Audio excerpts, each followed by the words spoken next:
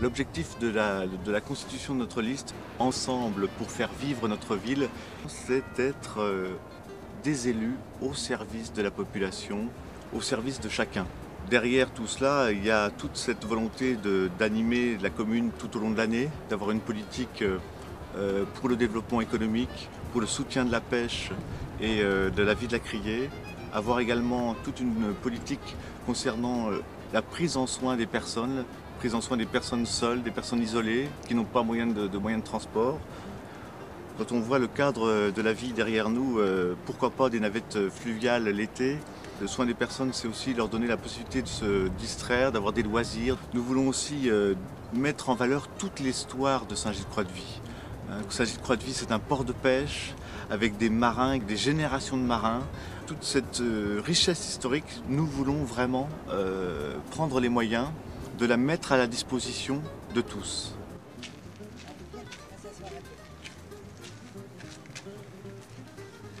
Je me présente, je m'appelle Ginette Proutot, je suis une véritable gilocrucienne. J'ai fait la totalité presque de ma carrière comme institutrice au groupe Edmond Bocquier et j'y ai pris ma retraite en 1994. Alors c'est vous dire si je connais l'évolution du pays et si j'ai suivi ça de près. En été, le pays devient invivable. Alors moi je prends ma bicyclette, je vais au marché de Croix-de-Vie. Je suis obligée de m'arrêter sur le quai du Port-Fidèle parce que passer le pont de la Concorde et la passerelle, c'est carrément mission impossible. Je n'ose pas non plus aller de l'autre côté, là-bas, vers le quai Garcy-Ferrand, parce que là, je le trouve carrément raté, avec ses ronds-points carrés.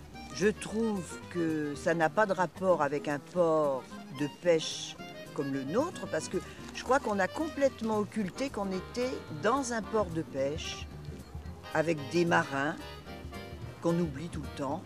Le pays perd son authenticité et je crois que c'est regrettable parce que c'est ce qui plaît aux touristes, une certaine forme d'authenticité. Alors j'espère beaucoup en cette liste qui se présente, la liste de M. Baron, pour nous apporter des solutions à tous ces petits problèmes et que le pays redevienne ce qu'il aurait toujours dû être. Un port avec des marins. Aujourd'hui, on sait très bien que du fait de la pression foncière sur le littoral, nos jeunes ne peuvent pas acheter et s'implanter sur la commune. Donc il y a vraiment une réflexion à mener, d'abord pour avoir une politique de l'accession à la propriété du logement et du logement social, et puis également réfléchir à s'unir avec les autres communes pour permettre de dégager des réserves foncières qui puissent satisfaire les générations qui viennent.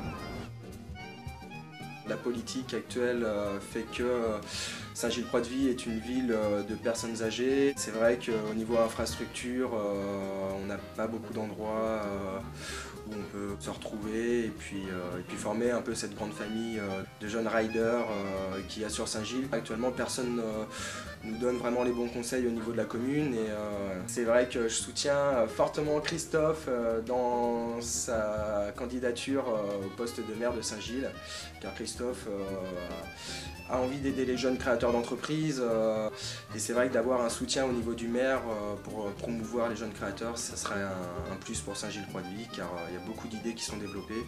Maintenant, il faut nous aider à les mettre en place et à maintenir une jeunesse active sur Saint-Gilles-Croix-de-Vie. N'oublions pas que les commerces de centre-ville, les commerces de proximité font l'animation de notre ville tout au long de l'année.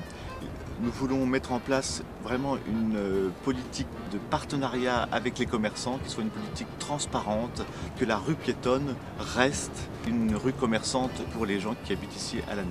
Voilà, le 9 mars, il vous suffit de faire le choix d'ensemble pour faire vivre notre ville.